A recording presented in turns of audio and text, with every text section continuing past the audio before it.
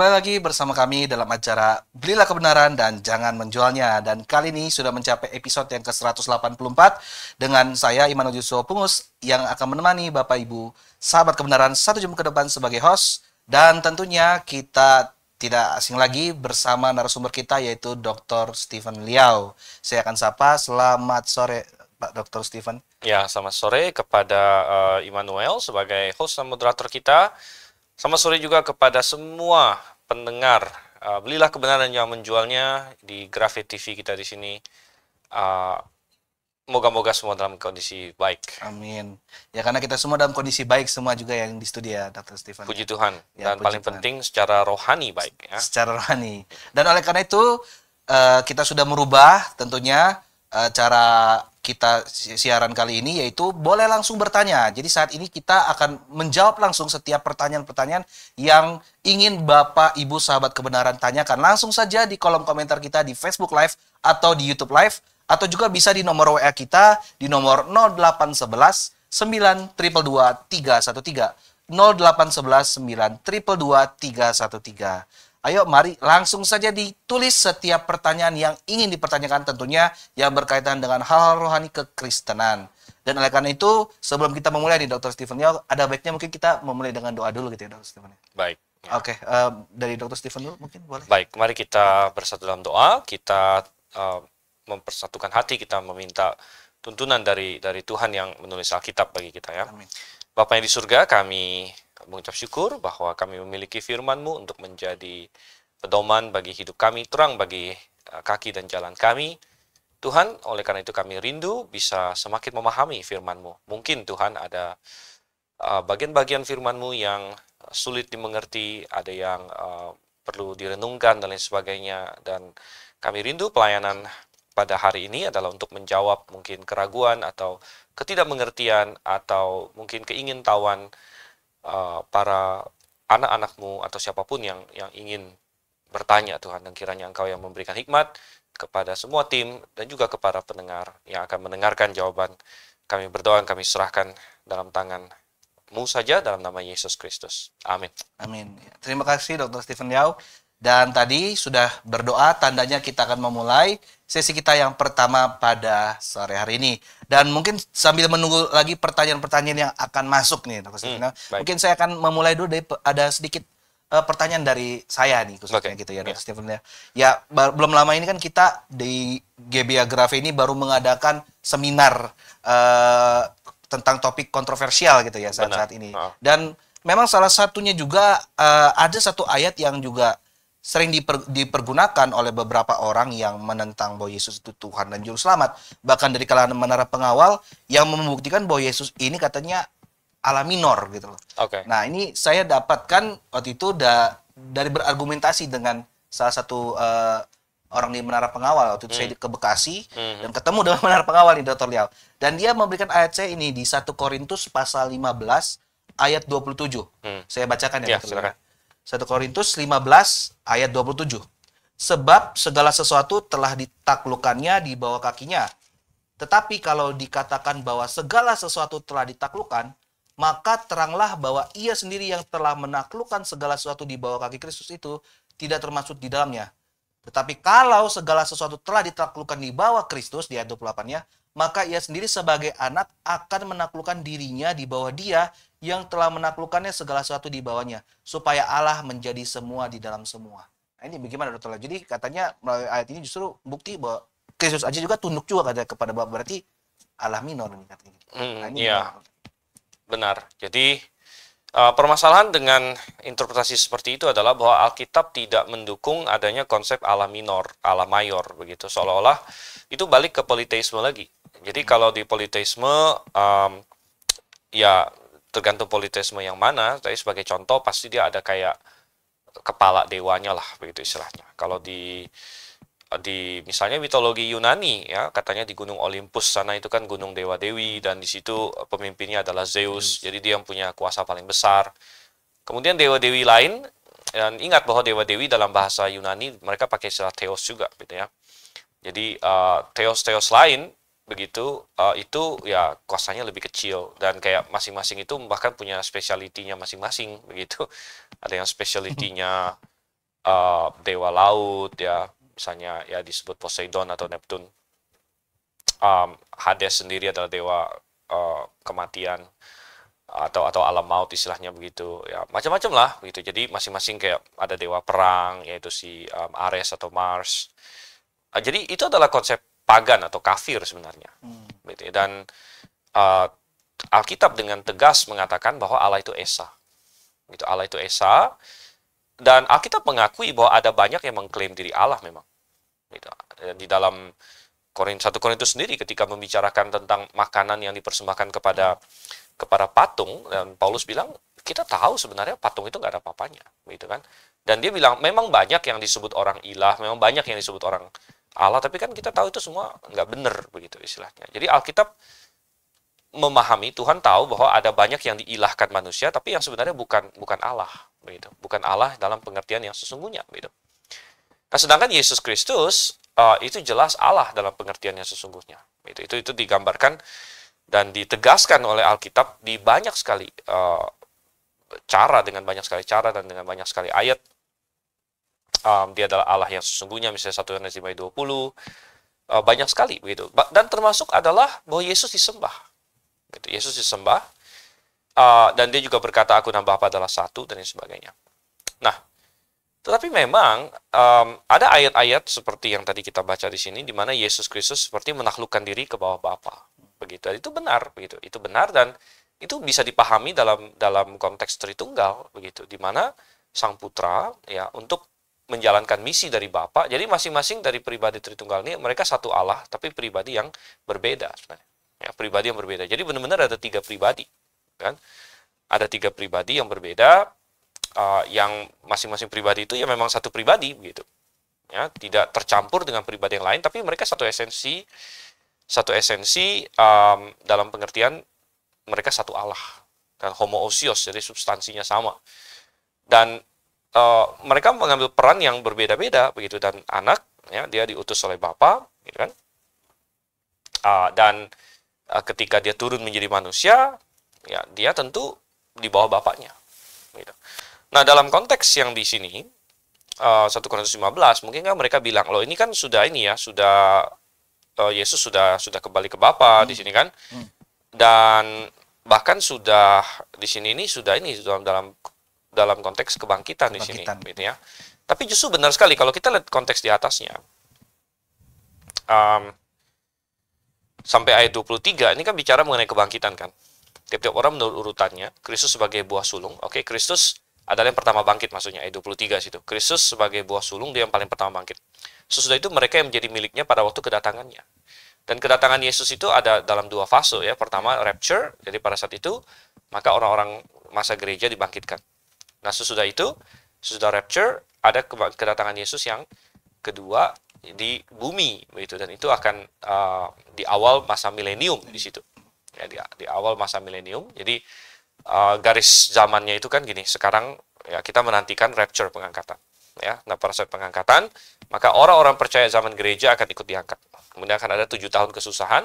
Setelah itu Yesus datang kembali sampai ke bumi bersama dengan yang tadinya diangkat itu ya. Dan waktu dia datang ke sini akan ada kebangkitan lagi, yaitu kebangkitan orang-orang percaya tribulasi dan orang-orang percaya masa perjanjian lama. Mereka akan dibangkitkan juga. Jadi mereka menjadi miliknya pada saat kedatangannya. Gitu. Nah, kemudian setelah itu baru kerajaan. Ya, kerajaan. Dan setelah kerajaan itu selesai, ayat 24, kemudian tiba kesudahannya. Ya, tiba kesudahannya, yaitu bila mana ia menyerahkan kerajaan para bapa. Jadi setelah kebangkitan orang-orang tribulasi PL, orang-orang tribulasi dan orang PL, maka ada kerajaan 1000 tahun. Tapi setelah kerajaan 1000 tahun akan ada satu kebangkitan lagi. Yaitu kebangkitan orang yang tidak percaya sebenarnya. Ya, makanya ini kebangkitan yang terakhir. Makanya tadi di ayat 24 kan, kemudian tiba kesudahannya, yaitu bila mana ia menyerahkan kerajaan para bapa, sesudah ia membinasakan segala pemerintahan, kekuasaan, dan kekuatan.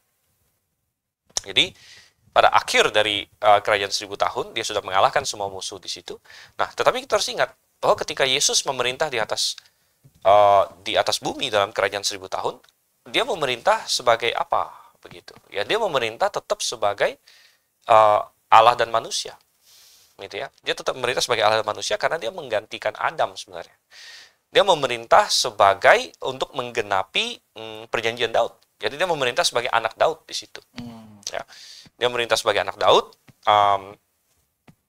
dan di situ ya dia jadi dalam pengertian dia masih dalam peran, ya dia masih dalam peran di situ sebagai anak Daud sebenarnya, gitu ya. Makanya ketika itu semua selesai, ya milenium itu selesai, lalu dia balikkan kepada Bapa di sorga, ya benerlah bahwa dia menaklukkan diri, gitu, karena dia masih dalam peran itu di situ, gitu ya. Jadi nggak ada masalah di sini, gitu ya. Dan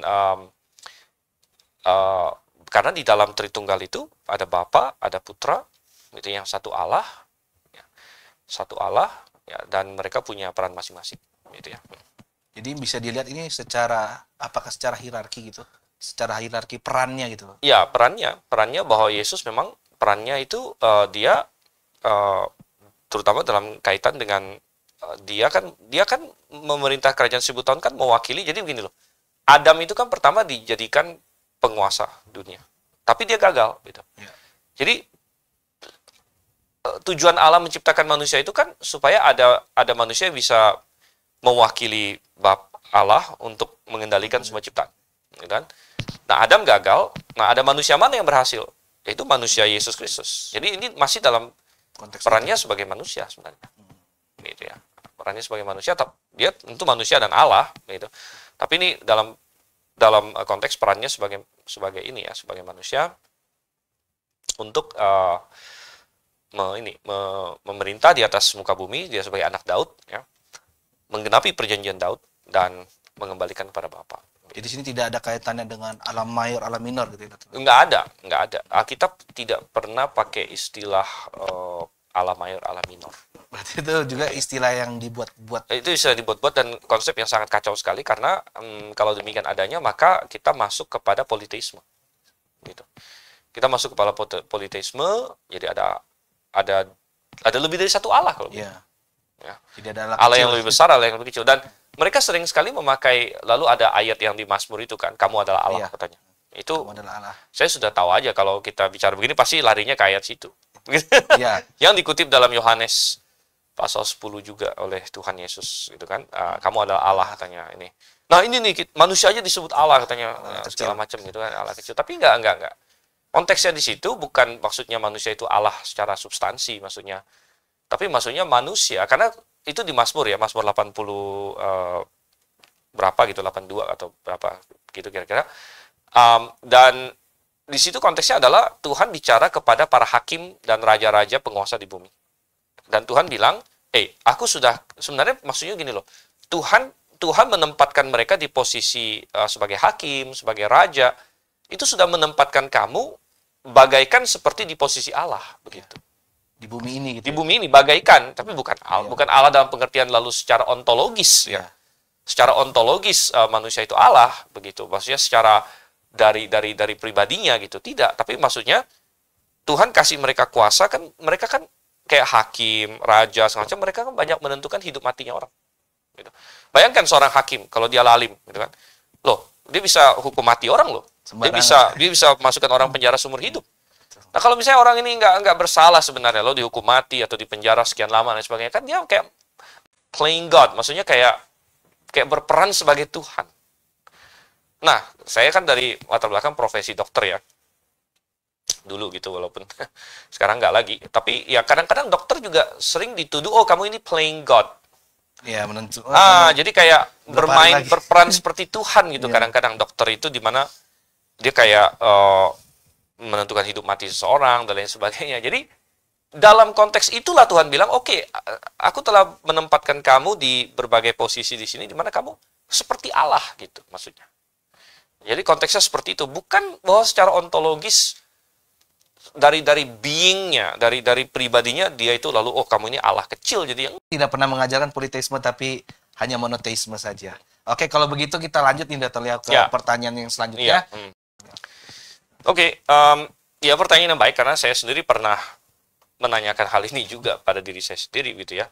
Jadi memang mungkin boleh ditayangkan ininya ayat yang dimaksud ya, Yohanes 3 ayat yang ke 13 di sini. Jadi di sini masih dalam percakapan Tuhan Yesus dengan Nikodemus, karena Nikodemus kayak bingung-bingung begitu. Dan Tuhan Yesus bilang begini, tidak ada seorang pun yang telah naik ke sorga, selain daripada dia yang telah turun dari sorga, yaitu anak manusia. Oke, lalu pertanyaannya, bagaimana dengan Henok dan Elia? Karena Henok dan Elia adalah dua orang yang dalam perjanjian lama tercatat tidak mati. Oke, kita lihat aja sekarang. Ya. Jadi Henok itu kan di Kejadian pasalnya yang kelima. Ya. Kejadian pasalnya yang kelima dikatakan di situ, ya, Kejadian pasal 5 ayatnya yang ke 24 dan 24 ya. Atau dari 23. Jadi Henok mencapai umur 365 tahun. Ini menarik ya, 365 tahun. Mirip ini ya, mirip kayak setahun 365 hari. Ini 365 tahun. Sangat menarik sekali. Dan Henok hidup bergaul dengan Allah, lalu ia tidak ada lagi. Sebab ia telah diangkat oleh Allah. Gitu. Jadi ia tidak ada lagi. Oke, jadi dia tidak mati sepertinya. Dan ini sangat cocok karena semua yang lain matinya 900. Lalu tiba-tiba dia 365 kayak menghilang begitu rupanya. Menghilang, ya, tidak ada lagi. Sebab ia telah diangkat oleh Allah. Jadi sebenarnya ini adalah semacam preview atau ya semacam rapture lah boleh dibilang sebenarnya, gitu ya. Tapi kalau kita tanya, Alkitab tidak menjelaskan dia diangkat kemana. Alkitab tidak menjelaskan dia diangkat di mana, kemana, gitu ya. Jadi kalau masalah Henok, ya diangkat kemana, gitu. Bisa juga Tuhan angkat, lalu Tuhan bawa ke Seoul misalnya. Itu satu kemungkinan. Ya, jadi Alkitab kan tidak kasih tahu kita. Dan sebenarnya surga itu seperti apa kan kita tidak tahu persis. Maksudnya ada kompartemen apa saja, begitu kan. Nah, coba kita lihat lagi yang Elia sekarang. Dan Elia itu adanya di ini ya, 2 Raja-Raja kalau saya tidak salah sih. Ya, pasal 2. 2 Raja-Raja pasal 2. Ini peristiwa Elia diangkat ke sorga. Perhatikan ayat 11. Nah, mungkin ini yang sedikit lebih istilahnya mungkin sulit dijelaskan. Tapi sebenarnya tidak juga. 2 Raja-Raja 2 ayat 11, sedang mereka berjalan terus sambil berkata-kata. Ini kan Elia dengan Elisa kan muridnya ya. Tiba-tiba datanglah kereta berapi dengan kuda berapi memisahkan keduanya. Jadi dia dijemput oleh kuda berapi. Lalu naiklah Elia ke sorga katanya sini kan. Dalam angin badai. Oke, jadi sekilas sepertinya dikatakan Elia naik ke sorga di sini. Sedangkan Tuhan Yesus bilang, tidak pernah ada seorang pun naik ke sorga selain daripada dia yang telah turun dari sorga, yaitu anak manusia. Dan walaupun sekilas sepertinya, wah ini kayak ada pertentangan, sebenarnya tidak juga. Ya, kenapa? Karena kata sorga itu sendiri punya beberapa arti di dalam bahasa Ibrani maupun Yunani. Ya. Jadi sorga itu dia pasti dari kata Shamaim di situ. Ya, Shamaim. Nah, Shamaim itu bisa berarti langit, bisa berarti sorga. Gitu. Jadi Elia diangkat ke Shamaim sebenarnya. Ya. Dan Elia diangkat ke Shamaim, bisa maksudnya diangkat ke atmosfer gitu. Jadi, kan ada kereta berkuda nih, tiba-tiba keangkat, wah, dan Elisa bisa ngelihat naik ke awan-awan, begitu. Tapi lalu habis itu kan menghilang dari pandangan pastinya kan. Nah, lalu Tuhan bawa kemana, ya tidak dispesifikasikan lebih lanjut. Begitu. Apakah memang dibawa ke sorga yang, sorga yang Paulus bilang, sorga tingkat 3 yang tempat malaikat-malaikat itu, atau sorga mana? Atau dibawa ke Seoul oleh Tuhan? Ya. Nah, jadi karena kita sangat tidak tahu ya banyak hal dan karena kita sangat tidak tahu kompartemen sorga seperti apa dan sebagainya, jadi kita tidak bisa menyimpulkan Tuhan salah begitu. Kita hanya bisa pegang kedua-duanya bahwa sorga yang dimaksud oleh Tuhan Yesus, ya jadi sorga tempat Allah Bapa dan lain sebagainya, rupanya belum ada manusia yang pernah ke sana sampai dengan sampai dengan saat itu. Dan memang itu cocok karena Yesus Kristus harus menjadi buah sulung.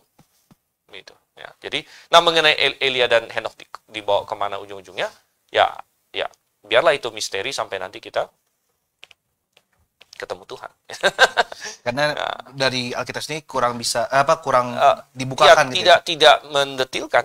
Tidak disingkapkan. Kalau misalnya Petrus, Yakobus, Yohanes nggak kelinglungan waktu mereka ada di gunung itu, dan mereka kan melihat Musa dan Elia, ya mestinya mereka bisa tanya-tanya, cuman kan mereka sendiri pusing-pusing juga di situ.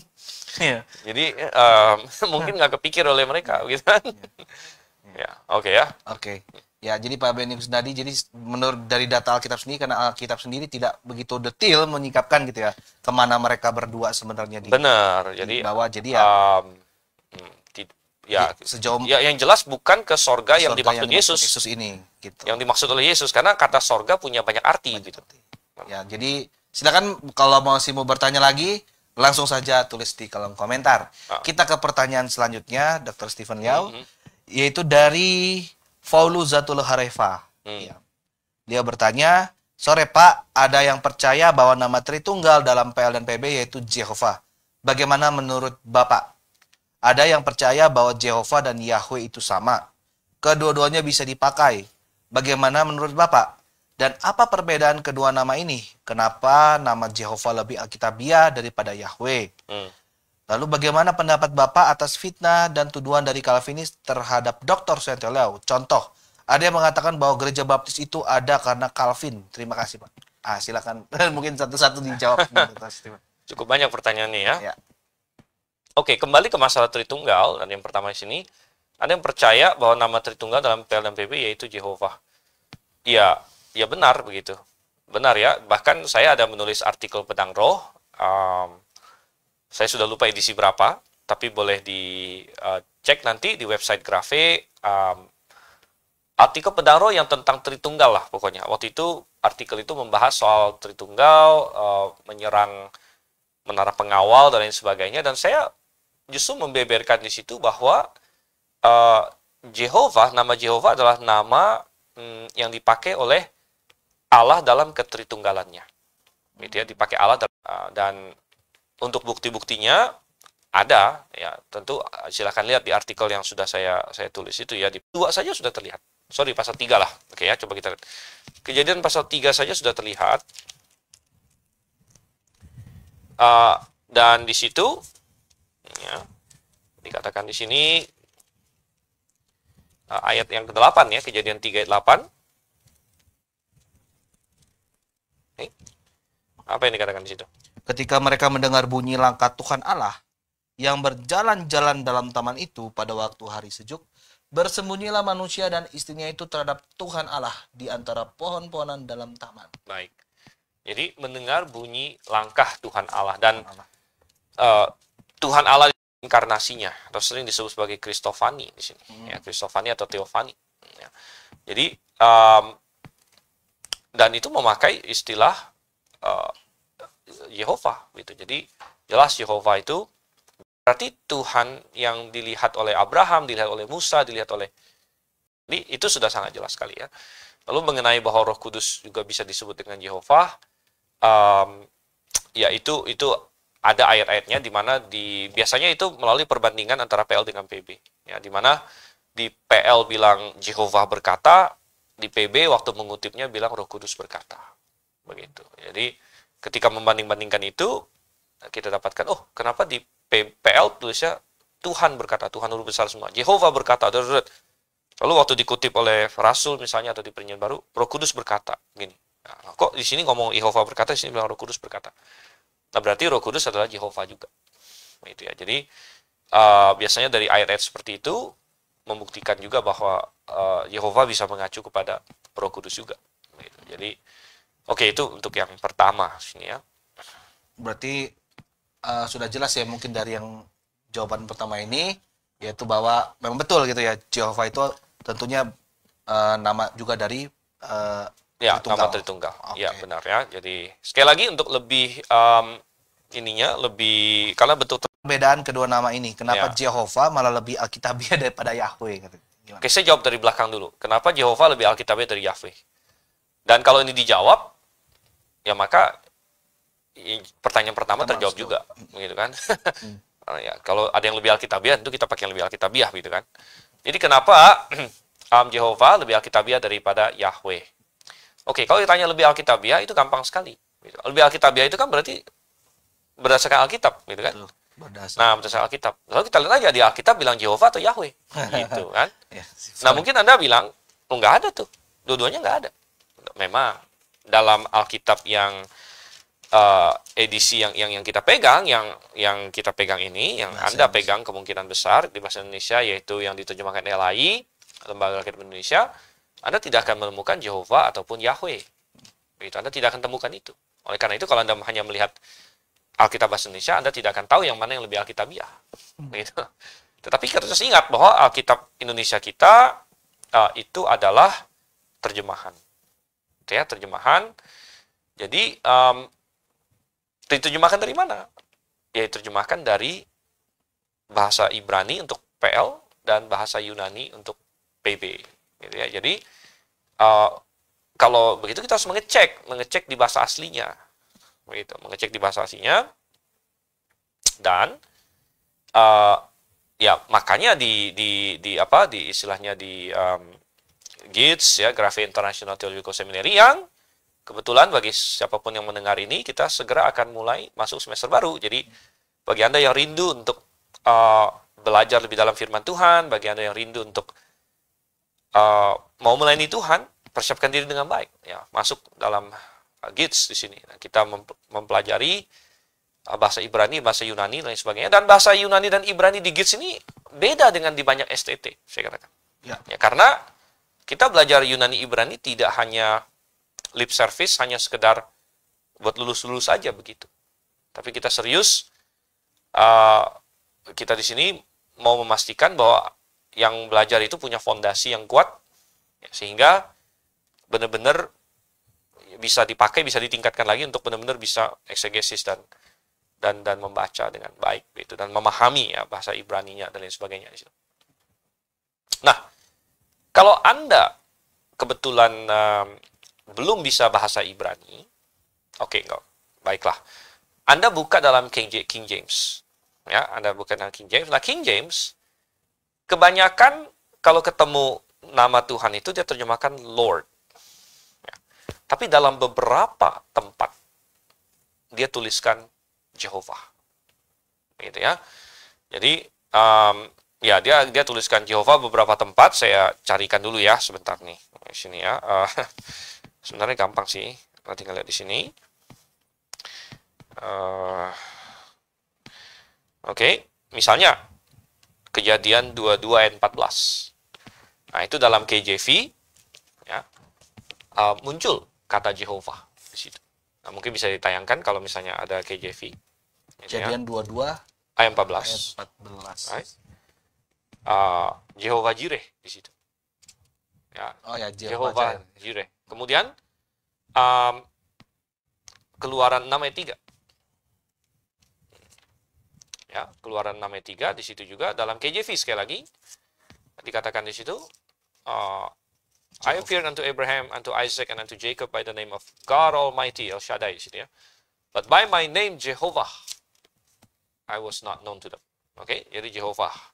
Jadi walaupun kebanyakan KJV terjemahkan Lord, tapi dalam beberapa ayat muncul kata Jehovah ini. Ya, contoh-contoh lain saya sebutkan dengan cepat aja. Keluaran 17:15, itu Jehovah Nisi, Hakim-Hakim 6 ayat 24, Jehovah Shalom, Mazmur 83 ayat 18, Jehovah muncul di situ.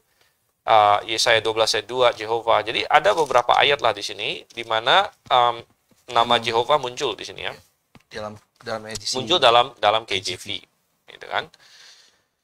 Oke, jadi nah kenapa dia pakai Jehovah di situ? Ya karena itulah yang tertulis, di teks, gitu ya. Nah, dan kalau begitu Jehovah Alkitabiah, gitu ya, Jehovah Alkitabiah. Yahweh Alkitabiah tidak, Yahweh tidak Alkitabiah. Gitu. Yahweh tidak Alkitabiah karena tidak pernah muncul di dalam Alkitab. Ya, kalau Yah saja itu ada muncul. Yah, ya, karena di dalam KJV pun ada. Yah itu merupakan bentuk pendek dari Jehovah. Ya, jadi ada Jehovah, ada Jah atau Yah. Tapi Yahweh itu tidak pernah muncul. Ya, tidak pernah muncul di dalam KJV, tidak pernah muncul dalam terjemahan kuno manapun, gitu kan. Saya nggak tahu kalau modern sekarang ada yang kasih Yahweh ya, saya nggak paham. Itu udah modern, udah terpengaruh oleh banyak teori-teori, gitu ya. Tapi di terjemahan lama tidak pernah muncul, dan standarnya kan bukan terjemahan. Intinya di bahasa aslinya juga tidak pernah muncul Yahweh. Ya, Yahweh. Ya, Yahweh. Anda tidak akan ketemu Yahweh di situ. Jadi Yahweh ini adalah hasil rekayasa. Hasil rekayasa dari suatu teori. Ya. Jadi ada teori. Karena gini, orang Yahudi modern, mereka tidak mau menyebut nama Tuhan ini secara langsung. Orang Yahudi modern loh. Ya. Dan itu memang sudah dimulai dari ratusan bahkan ribuan tahun yang lalu. Itu mereka tidak mau sebut itu. Jadi kalau mereka ketemu nama itu, ya mereka sebut Adonai atau mereka sebut Hashem. Itu nama itu. Ya, Hashem. Jadi dominan tentunya, teori yang dominan yang beredar di kalangan kekristenan hari ini. Ya. Jadi vowel atau huruf hidup dari Jehovah adalah ngambil dari huruf hidup Adonai katanya. Dan bahwa pelafalan nama ini sudah hilang. Yang gimana, tapi harus direkayasa dan dikira-kira lah, ditebak-tebak gitu. Ditebak-tebak, direkayasa. Lalu akhirnya ada seorang liberal Jerman yang pertama mengusulkan Yahweh katanya. Jadi itu diusulkan pertama kali oleh seorang teolog Jerman ya, Ewald itu ya. Dan dia mengusulkan nama Yahweh di sini ya. Dan dia nggak punya bukti tentunya. Dia nggak punya bukti. Nah, tentunya dan Yahweh dibilang ya. Lalu Yahweh ini lalu didukung oleh banyak orang. Lalu mereka bilang Yahnya itu karena memang ada nama Yah juga dibilang. Lalu dari kata haleluya. Kan haleluya itu kan haleluya itu kan terpujilah. Yah terakhirnya Yah gitu kan. Haleluya katanya. Jadi nama Yah. Oke, ada beberapa hal yang salah di sini ya. Pertama, kalaupun Yahnya benar, W-nya dari mana? W-nya nggak ada. Ya, W-nya itu bisa. Kenapa nggak Yahweh? Bisa banyak gitu. Ya. Tapi kenapa Yahweh gitu? Katakanlah diambil Yahnya. Tapi Yahnya pun salah sebenarnya. Yahnya pun salah. Ya. Karena, nah ini bagi yang sedikit pernah belajar Ibrani ya.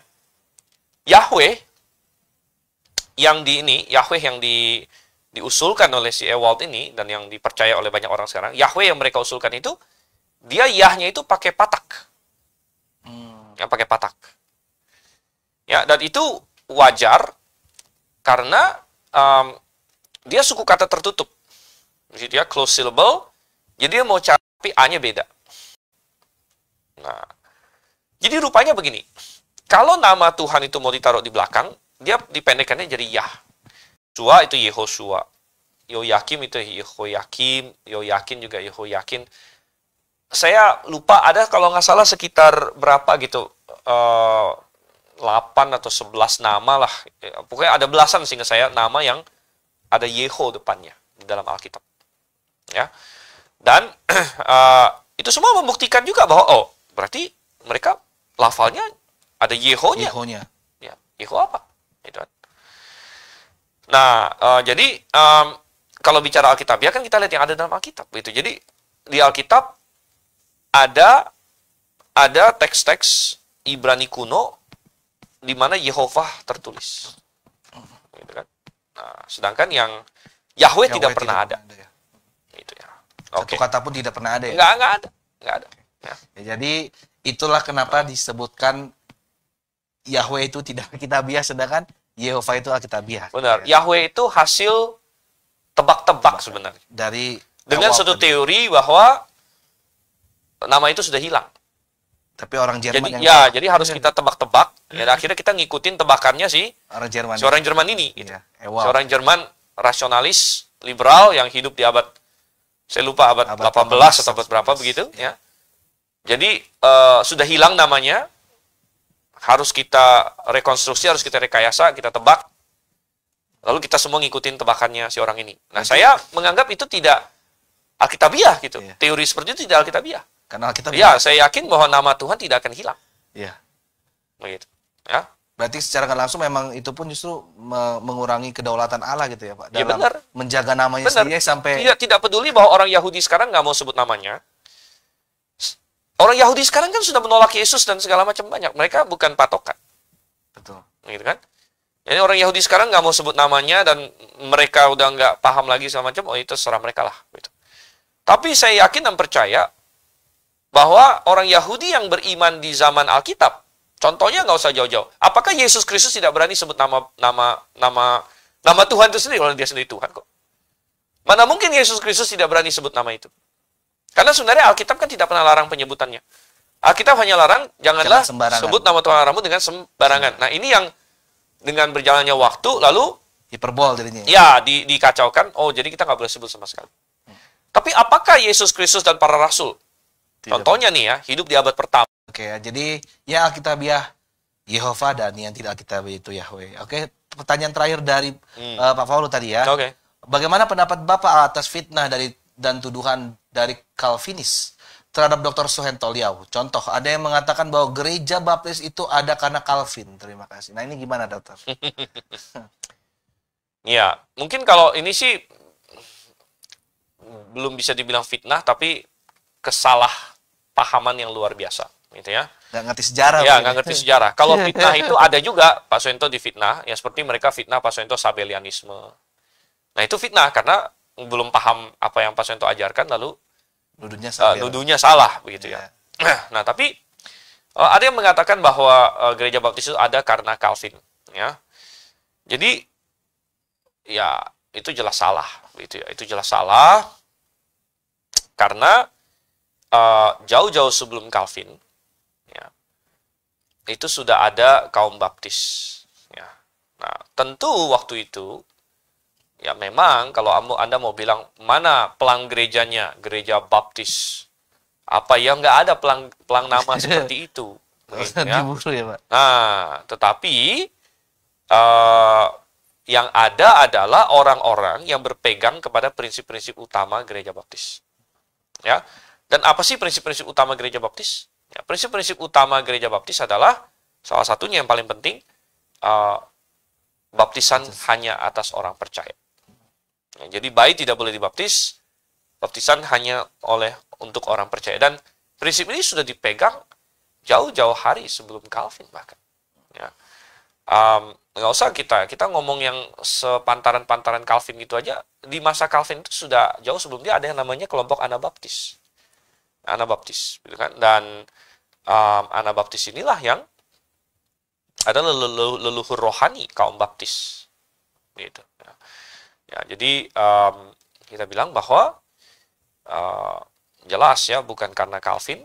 Ya Calvin bahkan Calvin itu bahkan ya dia sendiri baptis bayi, gitu.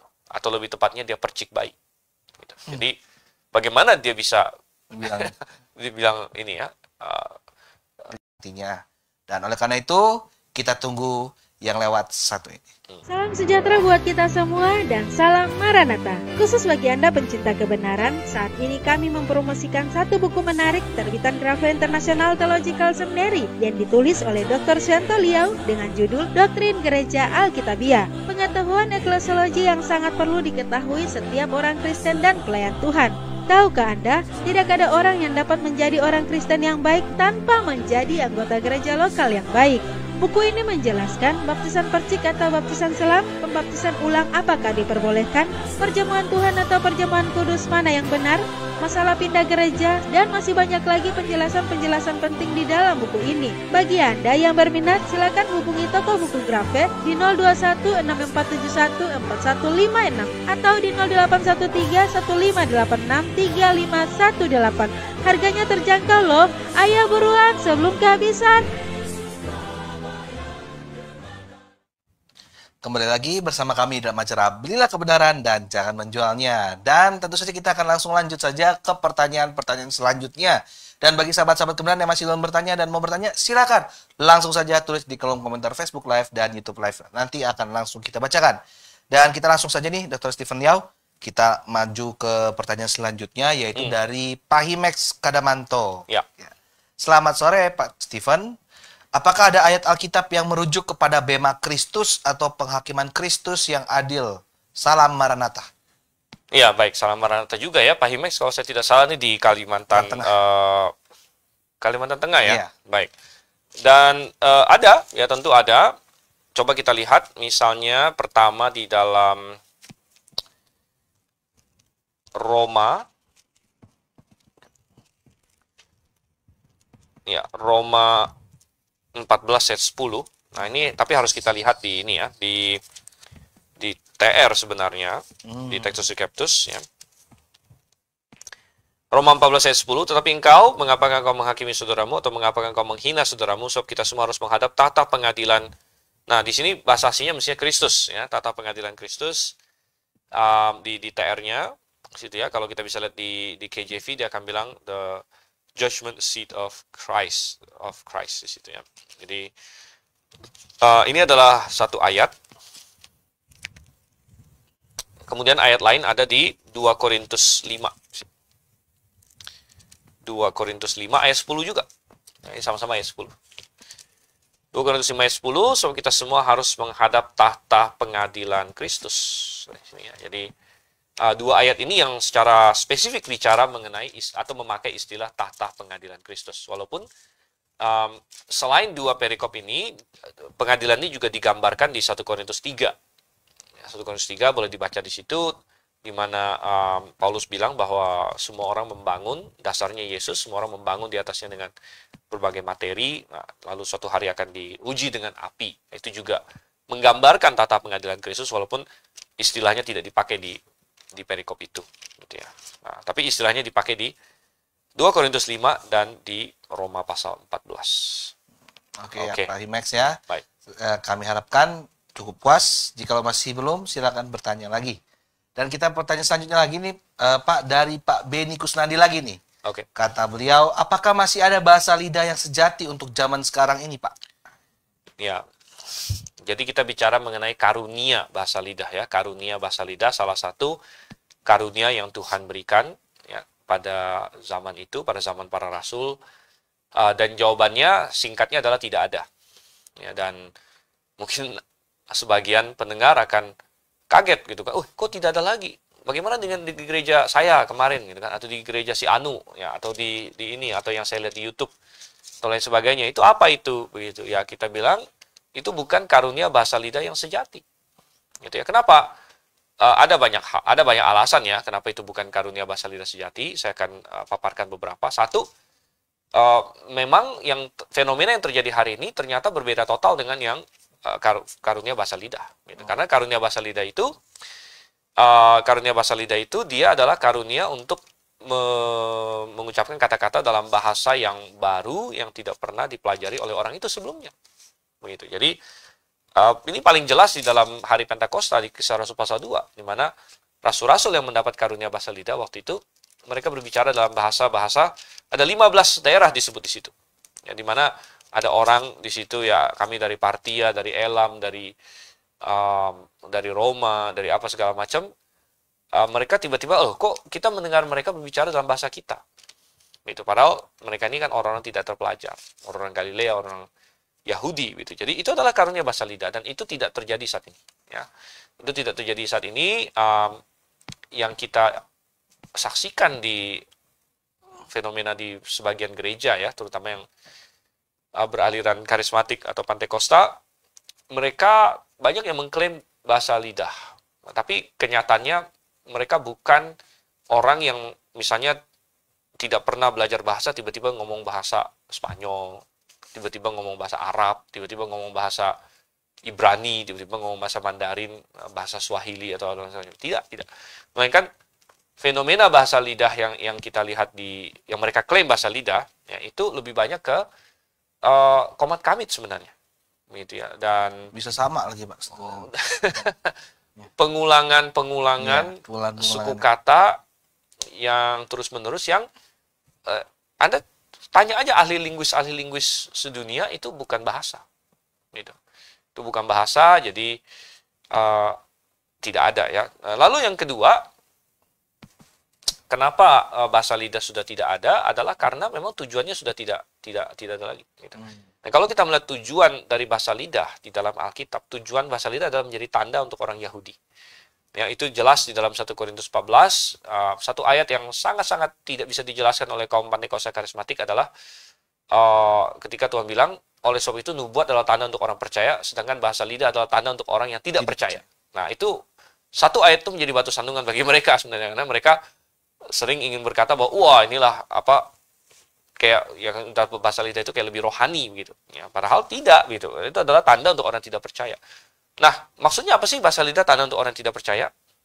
Nah, mereka akan sulit menjelaskannya. Tapi kalau kita lihat konteksnya, di ayat sebelumnya Tuhan bicara ini menggenapi nubuat dalam Nabi Yesaya, bahwa Tuhan akan memakai ya orang dengan logat yang ganjil dan sebagainya berbicara kepada bangsa ini. Bangsa siapa? Bangsa Yahudi.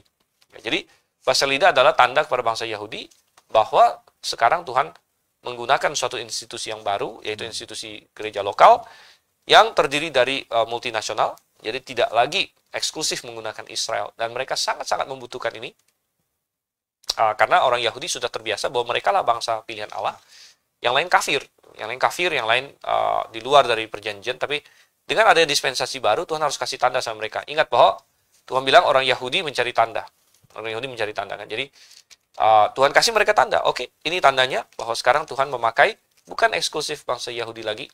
Oleh karena itu, bangsa Yahudi harus menerima dari bangsa-bangsa lain sebagai saudara seiman mereka. Dan ini adalah pergumulan mereka waktu itu, bahkan sampai dengan cukup banyak tahun ya. Mereka masih bergumul masalah itu. Bahkan Petrus ke rumah Kornelius saja waktu dia balik sempat dipertanyakan. Tapi untungnya, dan Petrus bilang salah satu hal yang akhirnya membuat dia selain dia dapat penglihatan kan sebelumnya, tapi yang akhirnya dia baptis mereka segala macam itu adalah waktu dia lagi ngomong, tiba-tiba mereka ngomong bahasa lidah, begitu. Anda baca di Kisah Rasul pasal 10. Waktu Paulus memberitakan Injil dan sebagainya, mereka kan percaya. Lalu tiba-tiba mereka ngomong bahasa lidah. Sehingga Petrus mau tidak mau setuju untuk membaptis mereka.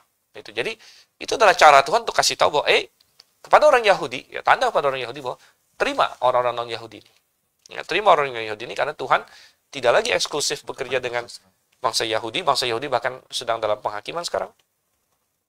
Dan sekarang memakai jemaat yang multinasional, yang bukan suatu entitas etnis, bukan suatu entitas politik dan negara bahkan ya.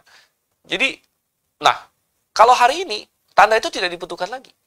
Begitu, sudah selesai. Tanda itu sudah selesai. Ya, jadi orang Israel tidak memerlukan itu lagi, itu sudah selesai. Ya, jadi bahasa lidah itu bukan untuk penginjilan, ya, bukan untuk penginjilan, bukan untuk ini. Ini adalah sebagai tanda sebenarnya, tanda. Oleh karena itu, saya masih ingat membaca ini ya, dokumentasi, dan saya sedang terjemahkan ya buku sejarah ini juga, sejarah fenomena-fenomena bahasa lidah ini, dan ya bagus sekali nanti kalau bukunya selesai. Tapi banyak tercatat di awal-awal ini ya, setelah Azusa Street dan segala macam, jalan fenomena di jalan Azusa itu yang adalah lahirnya gerakan Pantekosta segala macam di tahun 1905 kalau saya nggak salah. Di situ kan, wah ledakan kan, mereka mengklaim bahasa lidah segala macam. Banyak dalam tanda kutip misioneri dari kalangan yang Azusa Street ini, mereka langsung berpikir, oh kita bisa ke ladang tujuan dan kita bisa langsung khotbah di sana, Tuhan akan kasih karunia bahasa lidah. Begitu. Jadi mereka dengan penuh iman nih pergi begitu, tapi kenyataannya nggak bisa. Kenyataannya nggak bisa, dan akhirnya mereka malu-malu, mereka harus belajar, atau mereka pulang, dan lain sebagainya. Jadi, itu tercatat dalam sejarah. Gitu ya. Oke, baik. Jadi, sudah tidak ada ya Pak Benny Kusnadia. Jadi, untuk zaman ini sudah tidak ada, dan kalau misalnya terus yang lain gimana? Ya, seperti sudah dijelaskan, kita harapkan Bapak sudah paham maksudnya seperti apa. Oke. Dan kita lanjut ke pertanyaan selanjutnya nih Pak. Dari Reski Kurnia. Jika iya nama Yesus banyak digunakan sebelum Yesus lahir, mengapa Tuhan memilih menggunakan nama yang sudah banyak digunakan orang lain? Padahal nama itu harus sakral karena juru selamat. Nah, ini gimana? Nah, harus sakralnya ini gimana? Ya, itu kan pemikiran Anda, begitu kan? Dan tidak peduli apa yang saya pikirkan, apa yang Anda pikirkan, apa yang siapapun pikirkan, tapi yang penting adalah apa yang Tuhan pikirkan, itu ya. Dan ya kita bilang bahwa nama Yesus itu sebenarnya sama dengan nama Yosua sebenarnya. Ya, jadi Yosua yang tadi sudah kita singgung yaitu Yehoshua. Itu Yehoshua. Itu artinya Yehoshua itu dari Yehova Yasha sebenarnya. Yasha itu artinya menyelamatkan. Itu juga dari akar kata Yasha, menyelamatkan itu. Gitu ya. Tapi diperjelas jadi Yosua, gitu, Yehoshua. Dan ya nama Yesus, ya, jadi Karena memang artinya seperti itu. Itu namanya artinya seperti itu kan? Sehingga untuk membedakan Yesus yang adalah juru selamat ini dengan Yesus yang lain, maka kita sebut dia Yesus Kristus. Gitu, ya. Yesus Kristus, Yesus yang diurapi, karena Kristus artinya yang diurapi atau Mesias. Gitu. Jadi Ibraninya Mesias atau Masyak sebenarnya, gitu ya. Dan Ibraninya tergantung bagaimana, maksudnya begini. Kan ada dikatakan janganlah memakai nama Tuhan Allahmu dengan sembarangan. Gitu kan? Nah, misalnya nama Jehovah yang tadi kita katakan tadi. Oke. Nggak ada orang lain nama Jehovah di Alkitab kan? Dan hari ini juga, setahu saya sih, nggak ada orang kasih nama anak Jehovah. Begitu. Dan ya, saya tidak akan merekomendasikan itu juga. Begitu kan? Nah, tapi apakah bahwa nama itu unik, lalu otomatis dia sakral? Begitu. Kan tergantung. Walaupun dia nama yang unik, tergantung di hati kita masing-masing.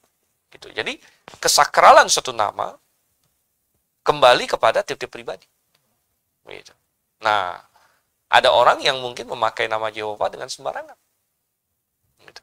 Nah, bagi dia, mau seunik apapun nama itu, ya dia memakainya dengan hina. Dan dia akan dihukum oleh Tuhan. Makanya banyak juga nama Yesus sekarang ini. Nah, jadi demikian juga nama Yesus.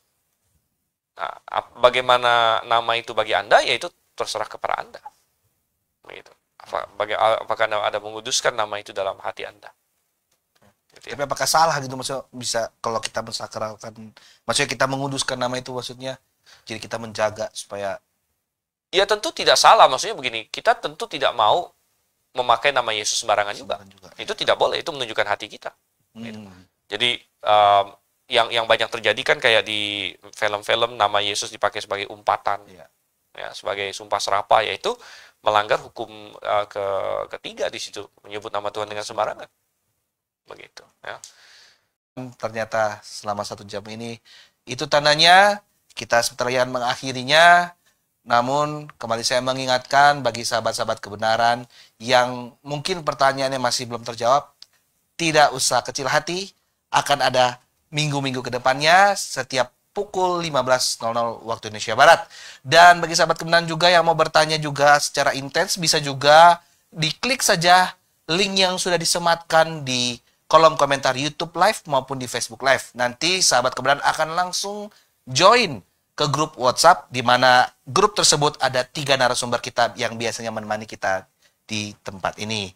Dan oleh karena itu, bagi sahabat kebenaran juga yang menyukai konten-konten dari GBA Grave, silakan subscribe di YouTube, yaitu GBA Grave.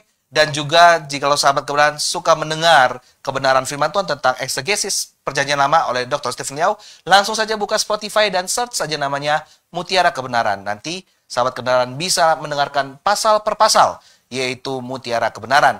Dan juga ada di YouTube juga Through the Bible, yang membahas tentang eksegesis Perjanjian Baru oleh Dr. Stephen Liao. Dan bagi sahabat kebenaran juga yang suka mendengarkan lagu-lagu pujian yang tentunya memuliakan nama Tuhan, silakan langsung download saja di aplikasi Play Store Radio Berita Klasik. Nanti sahabat kebenaran akan senantiasa mendengarkan lagu-lagu rohani Kristen, tentunya yang Alkitabiah. Dan di situ juga ada banyak juga sedikit khotbah-khotbah yang dimana tetap membuat sahabat kebenaran dalam kebenaran firman Tuhan. Dan oleh karena itu, untuk mengakhiri perjumpaan kita pada sore hari ini, saya akan memimpin dalam doa untuk menutup. Mari kita berdoa. Bapa kami dalam kerajaan surga, terima kasih atas kebaikan-Mu. Pada sore hari ini kami tak terasa sudah 1 jam dalam program Belilah Kebenaran dan Jangan Menjualnya. Sekiranya apa yang sudah dipertanyakan oleh sahabat-sahabat kebenaran itu telah terjawab dengan baik dan mereka dapat memahami dan tentunya menjadi suatu wawasan yang baru bagi mereka tentang kebenaran firman-Mu dan mendapat mengaplikasikannya dalam kehidupan sehingga mereka menjadi saksi-saksi-Mu dimanapun mereka berada. Tuhan, selanjutnya acara kami selanjutnya ke dalam tangan-Mu, kiranya Engkau senantiasa menuntun kami dan senantiasa menyertai kami. Hanya di dalam nama Tuhan Yesus kami berdoa dan mengucap syukur. Amin. Ya, karena kita sudah berdoa, tandanya BKRJM kali ini akan selesai dan saya Iman Ojuswa Pungus sebagai host mewakili setiap kru yang ada di tempat ini mengucapkan selamat sore, selamat hari Minggu, dan Maranatha.